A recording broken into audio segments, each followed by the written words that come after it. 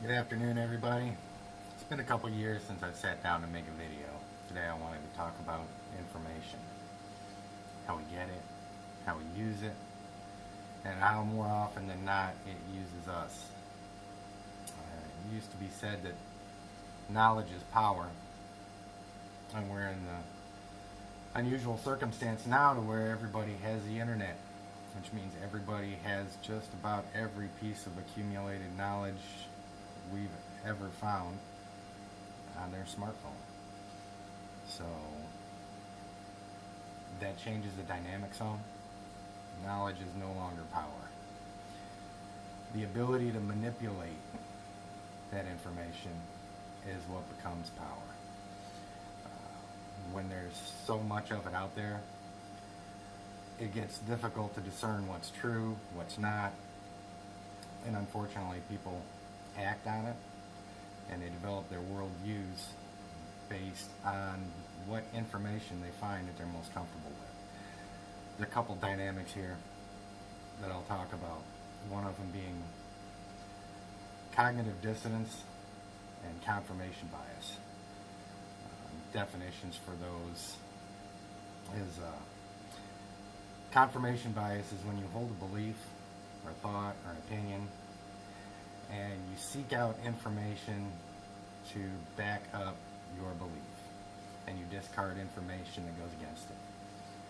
Cognitive dissonance is probably the next step, where once you've developed an opinion or a belief and you feel you've found enough evidence to back it up, at that point you dig your heels in and there's no information, no facts that's going to sway your opinion on it. You've got your belief and that's the end of it. Unfortunately, things change. Life changes, situations change, people, everything changes.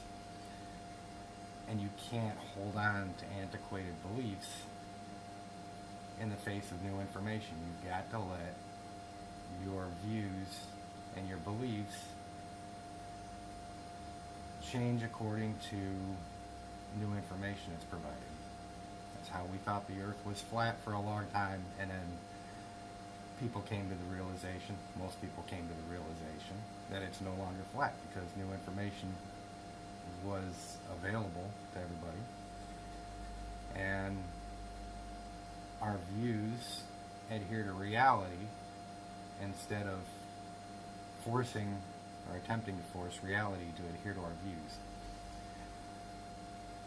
The biggest example of this today is media. Facebook posts, news outlets.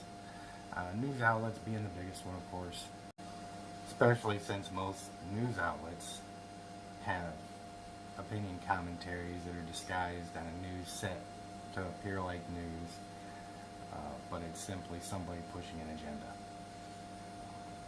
It's increasingly more important to be able to look at the information that's given to you and find some way of corroborating it, find some means of confirming what's fact and what's not. I've got a couple different websites that I found that I think people will find useful. There's a media fact checker on here that you can put in just about any news outlet that you want, and it'll show you what's left-leaning, what's right-leaning, how accurate most of their stories are. Goes from highly accurate, fact-based information all the way over to the wingnut conspiracy theory things. So I'm going to show you exactly what I'm talking about now. And as you see these bits and pieces come across, as you hear people saying things that you may or may not be basing your worldview on, it's always advisable to look at what the other side has to say and determine how accurate that information is that you're getting. So let me show you this real quick. So welcome to Google, a wonderful place where everything is true and you can believe everything that you see. I've got a funny story that I ran across to use as an example.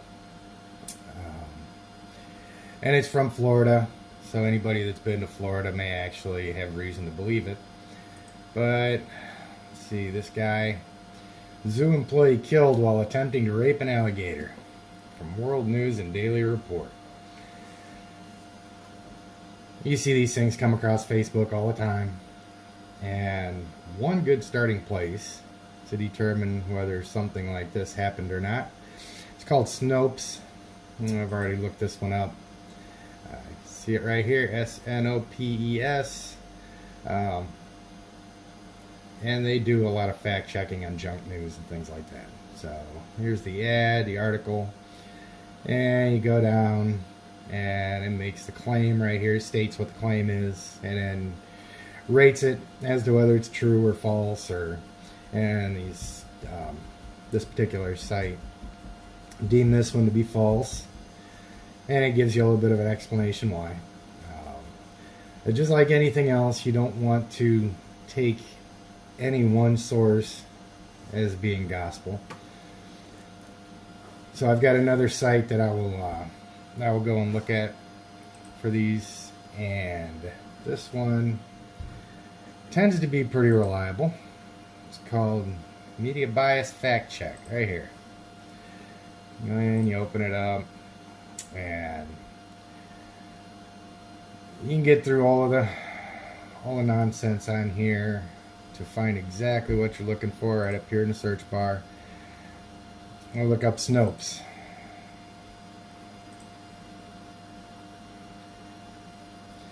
And it'll give you a list of everything right here. First one, Snope bias reporting.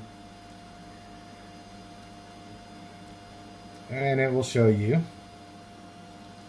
what they find as far as how factual their reports are and what their political biases are.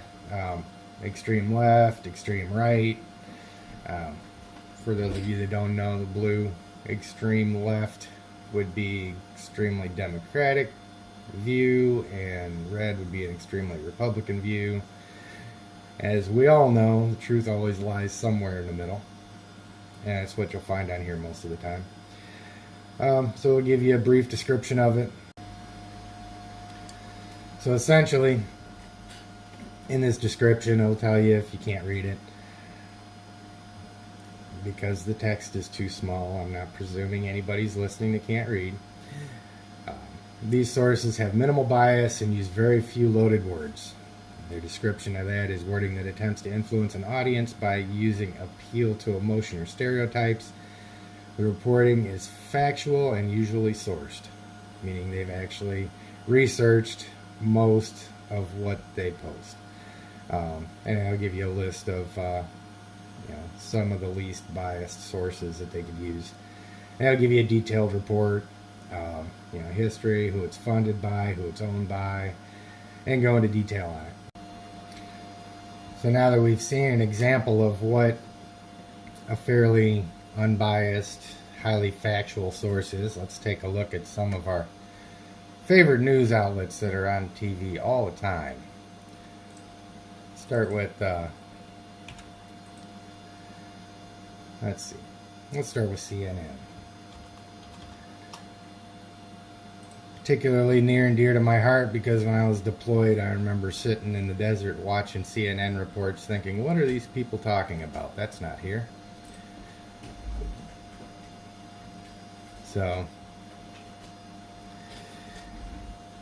as you look, this has a pretty definitive left lean to it and mostly factual, which means that most of the information you're going to get from there is right, but they are generally going to spin it left. Generally are going to have some sort of political agenda that they're pushing. And in the description right here, a little summary, it says these media sources are moderately to strongly biased toward liberal causes through story selection and or political affiliation. They may utilize strong loaded words, which is wording that attempts to influence an audience by appealing to emotion or stereotypes, publish misleading reports, or omit reporting of information that may damage liberal causes. Some sources in this category may be untrustworthy. So a lot of my right friends will look at that and go, yep, yep, yep, I agree with it. Well, let's check out your heroes, Fox News. See what they have to say about them. And right here. So now the shoe's on the other foot. This one's leaning right. And when you look at the factual content of the reporting, they fall even lower, with mixed between fact and fantasy. And their description, of course, is a right bias. These media sources are moderately to strongly biased towards conservative causes through story selection and/or political affiliation. They may utilize strong, loaded words attempting to influence an audience by appeal to emotional stereotypes, publish misleading reports, and omit reporting of information that may damage conservative causes. Some sources in this category may be untrustworthy. So, we've got them on either side. Either one of them is trying to tell you what to think. So let's look up somebody who tends to be a little bit more reliable than either of those. PBS, Public Broadcasting Station, and I'll look up their news hour.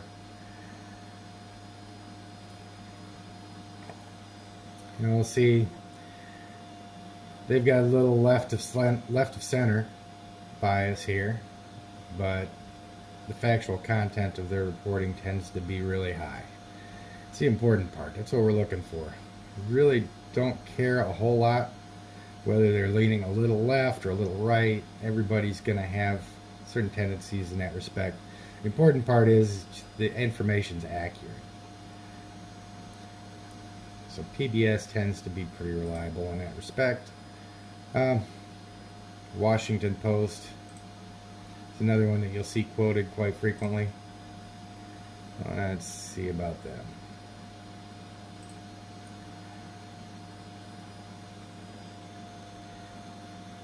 And these guys at the Washington Post are left-leaning, more democratically minded. Factual content of their reporting tends to be pretty high. So, as you look through these, it's just a guide to get some kind of an idea as to how misleading the information may or may not be. So I hope that somebody out there found that useful. Just kind of goes back to the old saying that don't believe everything you hear and only half of what you see. I don't think that's ever applied any more than it does these days.